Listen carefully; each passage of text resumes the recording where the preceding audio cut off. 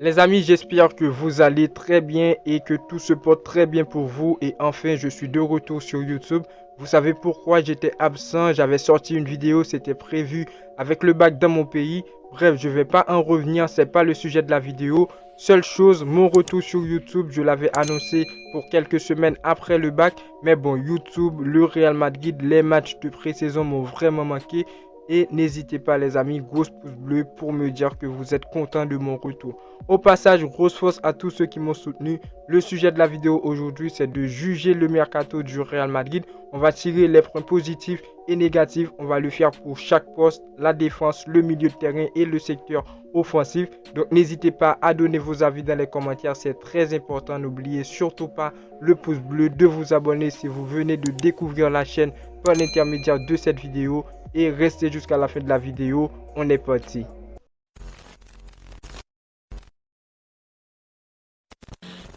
Le mercato du Real Madrid pour moi c'est terminé. Je ne sais pas si le club dans les dernières heures va chercher ce fameux Kylian Mbappé qui a été écarté par le Paris Saint-Germain. Seule chose, le joueur il veut rester une saison de plus dans son club et le Real Madrid ne souhaite pas débourser. On en reviendra plus tard dans la vidéo, mais commençons avec la défense. Le Real Madrid pour ce mercato a officialisé le retour de Fran Garcia au niveau de la défense. C'est déjà pour moi la chose que j'attendais.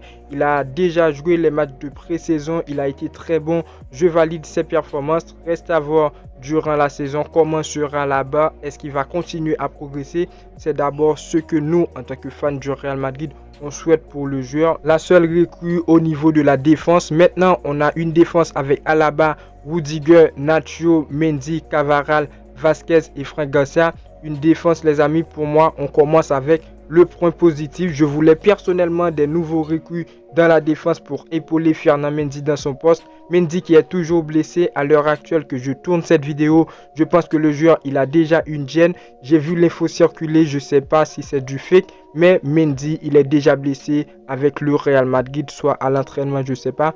Donc Mendy, dans un club comme le Real Madrid, c'est difficile de lui pas trouver un remplaçant vu qu'il est toujours blessé. L'an passé, c'était Camavinga qui a fait le travail parfaitement à sa place. Cette saison, Camavinga, il va faire son retour au milieu de terrain. C'est ce que je voulais pour voir le 90% minimum de son potentiel parce que c'est un joueur qui évolue au niveau du milieu de terrain. C'est un joueur, son poste original, c'est le milieu de terrain.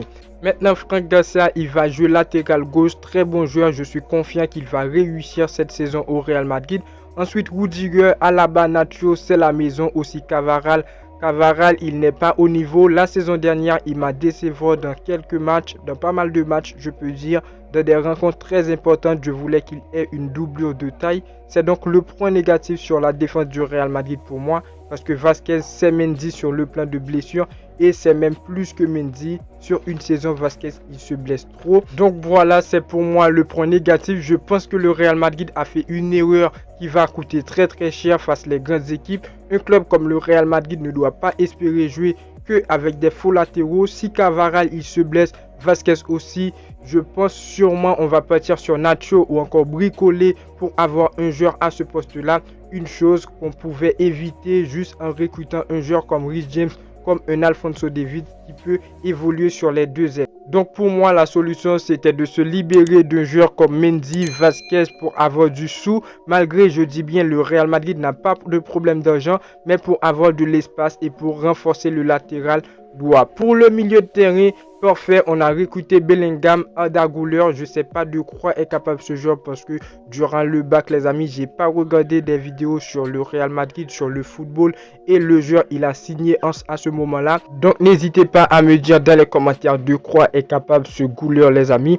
Donc Bellingham, Arda Güler, de très bons joueurs. On a aujourd'hui un milieu très rempli. Ceballos, Tchouaméni, Camavinga, Kroos, Modric et Valverde qui sont de la maison. Et deux nouveaux joueurs, Bellingham et Güler, comme je dis bien.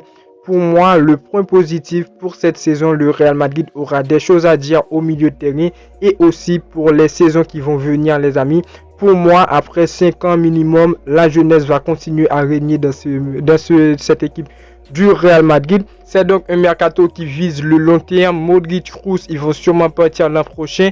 Mais les jeunes là qu'on a au milieu de terrain, c'est la relève. Bellingham qui a déjà marqué en pré-saison un très bon but à la Zinedine Zidane. J'ai pas vu le match complet, mais le but c'était sensationnel.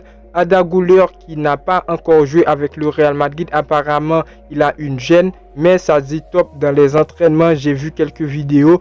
Donc pour moi c'est le mercato, c'est le milieu de terrain les amis. Donc pour moi c'est le secteur dans lequel le Real Madrid a plus investi et je ne vois pas encore les points négatifs. Si ce n'est pas dire vendre Ceballos pour ajouter un joueur dans le secteur offensif pour acheter un autre joueur. Le Real Madrid n'avait pas la volonté d'acheter un autre joueur. Pour moi, le milieu de terrain, c'est parfait. Il n'y a pas de point négatif. Et on termine avec le secteur offensif. Le secteur problème du Real Madrid. Un seul recrue, Rosselló, après le départ de Karim Benzema et de Marco Asensio, ça me dégoûte. C'est pas Rosselló, il n'est pas au niveau. D'ailleurs, il reste un joueur qui peut vraiment nous surprendre sur la saison. En pré-saison, il a déjà marqué un très grand retourné.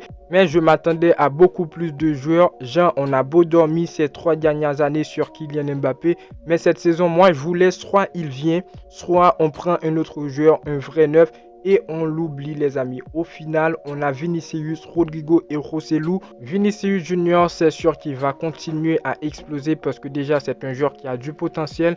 Et je pense que Vinicius est placé numéro 1, la star de cet effectif du Real Madrid. Donc à lui de nous faire rêver. Après, on a Rodrigo aussi qui est jeune, qui pourra bien jouer. Rodrigo qui a fait les 2 saisons précédentes avec le Real Madrid où il a été vraiment incroyable. Donc voilà, j'espère que cette saison, il saura comment garder le ballon, comment marquer des buts avec l'absence de Karim Benzema. Et après, Rosselló qu'on a recruté. J'en ai déjà parlé de ce joueur sur la chaîne, pas mal de vidéos d'analyse. Mais au final, est-ce qu'il pourra garder cette place de titulaire dans cet effectif du Real Madrid? Je pense pas que Rosselló, il a les épaules pour. Malgré en pré-saison, il nous a quand même impressionné. Mais durant la saison qui sera très lourde avec la Liga, la Ligue des Champions, est-ce que le joueur vraiment, il saura quoi faire?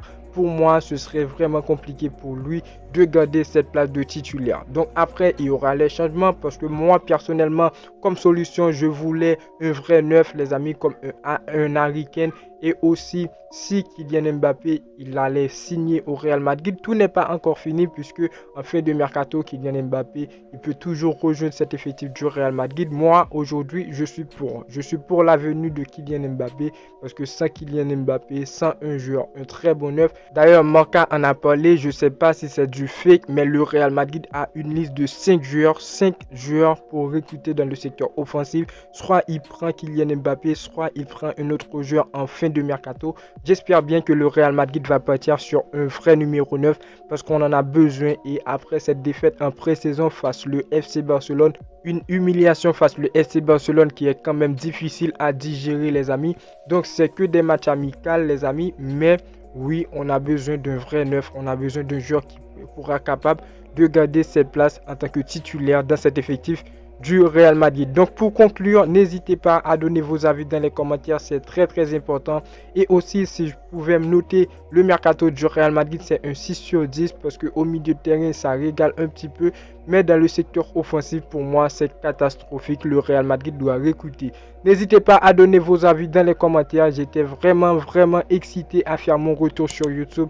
Après le bac, n'hésitez pas à lâcher le pouce bleu pour me dire que vous appréciez le travail. C'est très important les amis. N'oubliez pas de vous abonner, d'activer la cloche. Ici, on parle du Real Madrid 100%. N'oubliez pas les amis. Et moi, je vous dis à très bientôt pour une toute nouvelle vidéo. Ciao.